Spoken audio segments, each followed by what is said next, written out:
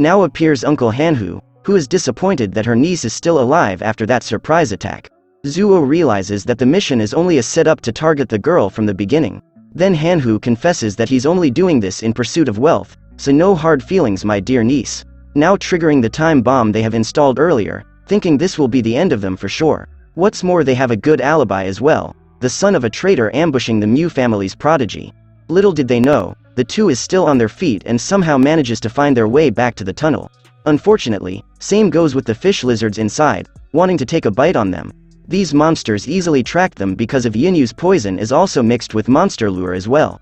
The hero thinks to himself that he cannot die, at least not now, or no one will help his father in prison. One monster initiates its attack, but the girl quickly slashes the tongue, saying she is able to fight thanks to Zuo's antidote. He thinks of another route for them to escape and tells Yinyu right away where to go. The two run for their lives as the monsters still in pursuit of them. Moments later, Zuo notices a breeze coming from above, thinking it's their way out. But seeing all these fish lizards behind them, the girl decided to just stay, saying at least one of them will still survive. She added, her poison will still attract these creatures wherever they go if she comes. Then she starts attacking the monsters all by herself. Left with no choice, Zuo immediately leaves and tries to open the small gaps at the exit. As soon as he clears the path, he turned back and set up a trap to hopefully stop the creatures. He shouts for the leader's name, and upon hearing this, she runs towards him, then sliding through the trap. Next the trap works, the fish lizards triggered the cave-in, as the walls collapsed around them. The two is now safe and Yinyu thanked him. But the sword suddenly made a noise alerting them there are still monsters around. Zuo is shocked. What's worst is the leader finally fainted from the poison in front of him. He goes to her at the same time, grabs the sword, and a fish lizard attacked them. Good thing he slashes it in time, but with no luck it still manages to counter-attack with its tongue, piercing the body of the hero. He too collapses on the ground and with little ounce of life in him left. This is maybe the end for the both of them. But a miracle has happened and the stone given by his mother shines bright, giving the hero a little hope to hold on. In a deep sea of consciousness, a voice is being heard by him, giving a boost of stats, also making him a stronger version of himself. He woke up still in shock, realizing he's still alive, and surprisingly his wound is also healed. Then he sees the fish lizards about to devour Miss Yinyu, so he got up and picks up the sword, preparing to fight. He dodges the monster's attack quite easily, asking himself how on earth can he do that so suddenly. He looks at the sword and the weapon is also reacting to his energy as well, giving off a bright glow. And with a newfound self-confidence to fight, he attacks the two monsters coming towards him, also knocking them down to the ground. A floating monitor tells him that he should stay on focus because there are more enemies to come. He smiles looking at them, saying this time it will be easy, and charges towards the enemies, but he got bit also. Zuo retaliates with slicing them off where they stand, thinking he'll never have to hide at the back of the party ever again. After that, he sees now why he became strong, looking at his new and improved stats before him. He carried Yinyu back to the tunnel since the monsters are all wiped out. Looking now at her wound, Zuo has no choice but to give her a special mix of medicine made from the excrements of a skunk monster. Its foul smell is very effective on making other monsters avoid being near it. He then rests up for a bit, rethinking their situation, especially what just happened to him. He realized that the necklace is now gone, and that it turned into a war god system. Next it appears in front of him, showing him his current stats. He paused for a bit, analyzing what are these basic stats anyways. He even have an amateur table understanding what exactly are they, and the war god system is reminding him to now distribute his new stat points. He asked the monitor what is the purpose of war god system anyway. He got no answer in return, so he started yelling at it. Then he figured it out that he can change the stats by using his mind, so he starts giving 2 points to his strength. He tested it and the sword seems to go lighter this time around. After distributing all his points, he sneaks up behind a fish lizard and then attacking it, giving one final blow. He is happy that the fight is now getting much easier for him. Then he was informed that he accumulated 3 points after eliminating that monster. He stands tall on his ground, planning to take out as much monster as he can in the tunnel. So the hunt begins for the more confident hero. Now deep in the tunnels, he's just eliminating monsters every time he encounters one.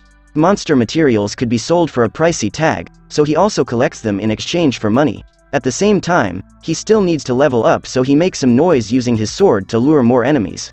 2 fish lizards nearby hears him, and started charging towards him at a fast rate.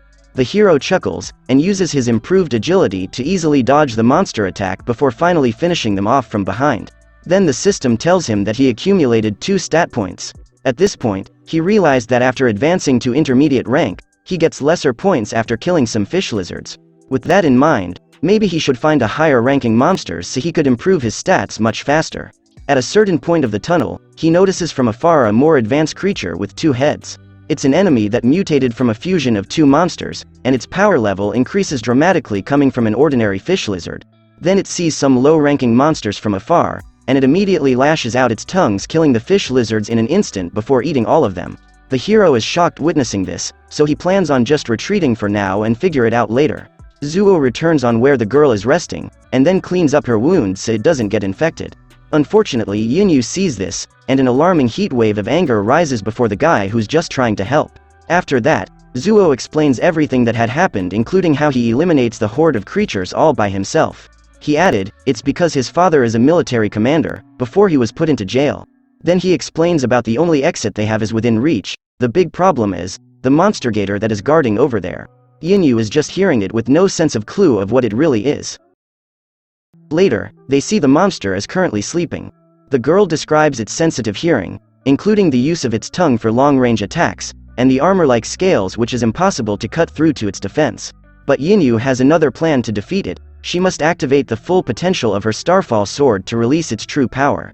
She explains that the monster core contains a vastly amount of power, and if a wielder knows how to resonate with it, it can easily cut the thick skin of E-rank monsters.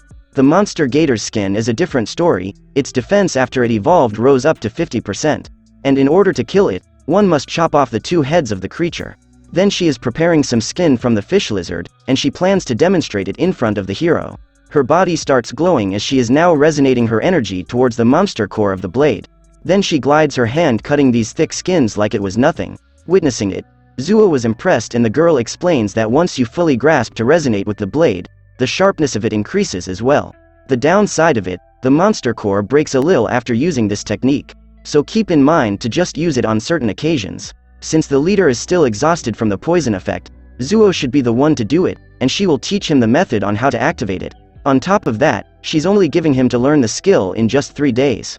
Next, the hero is eager as well to do the fighting to level up, while Yinyu is just monitoring his progress nearby.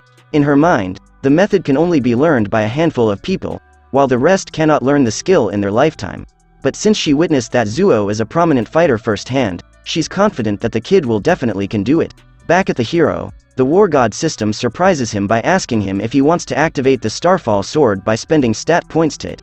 Of course, by all means, Zuo says yes to it, and the next thing happens. The sword burst out a glowing energy around his body. Yinyu was surprised seeing this, for he just learned to do it in just half a day. Then the hero collapses to the ground as it also drains a huge amount of energy from him. The next day, they now approach the 2-headed monster, and Zuo bravely faces it with his new Starfall sword.